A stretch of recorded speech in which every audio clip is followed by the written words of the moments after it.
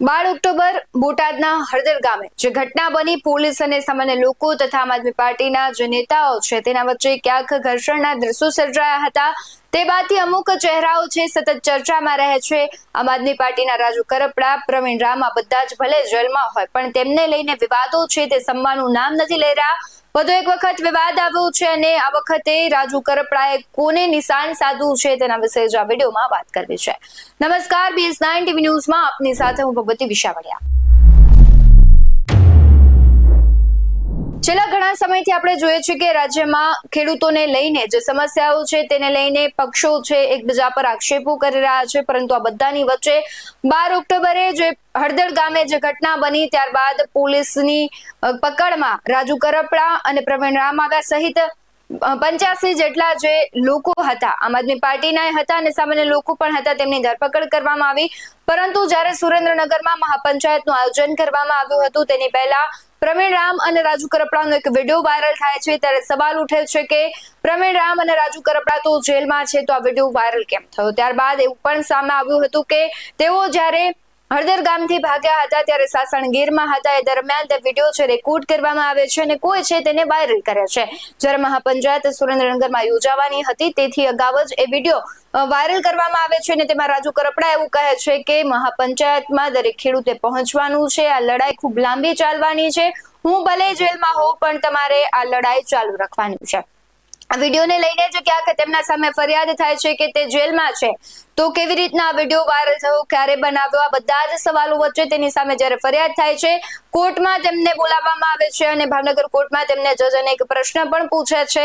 ત્યારે ગઈકાલે જ્યારે તેઓ કહેવાય છે કે ભાવનગર કોર્ટ જવા રવાના થયા હતા, તેઓ રાજકોટ હતા, રાજકોટ જેલથી તેમને હવે ભાવનગર ફરી લઈ જવામાં આવ્યા હતા। ત્યારે સવાલો થતા હતા તે દરમિયાન રાજુ કરપડાએ જવાબ આપ્યો હતો કે સત્યની જીત થશે અને આ વિડીયો કોણે વાયરલ કર્યો છે મને નથી ખબર, પણ કે ક્યાંક એમનો ઇશારો એવો હતો કે આમ આદમી પાર્ટીમાંથી જ જે સોશિયલ મીડિયા ટીમ છે તેમણે વાયરલ કર્યો છે કે પછી આમ આદમી પાર્ટીના જ કોઈ વ્યક્તિએ વાયરલ કર્યો છે, તે હાલ સવાલ છે, પણ તેમને લઈ જવામાં આવ્યા હતા। તે દ્રશ્ય ઉપર સૌથી પહેલા નજર કરીએ।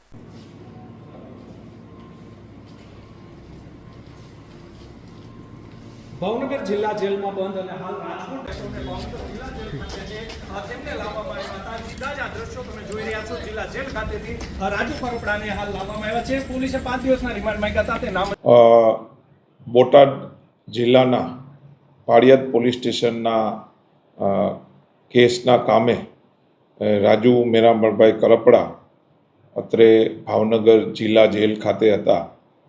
દરમિયાન એક વિડીયો વાયરલ થયેલો, જેના કામે ભાવનગર જિલ્લા જેલના અધિકારી તરફથી નીલમબાગ પોલીસ સ્ટેશનમાં રાજુ મેરામણ કરપડા અને આમ આદમી પાર્ટીની સોશિયલ ટીમ વિરુદ્ધ એક ગુનો દાખલ થયેલો, જેના કામે સાયબરની ટીમ દ્વારા આ રાજુભાઈ કરપડાનો કબજો લઈ અને આજે તેને અટક કરવામાં આવેલા અને આ જિલ્લા અને નામદાર કોર્ટમાં રજૂ કરતા નામદાર કોર્ટ દ્વારા તેને જેલ હવાલે કરવામાં આવેલા છે।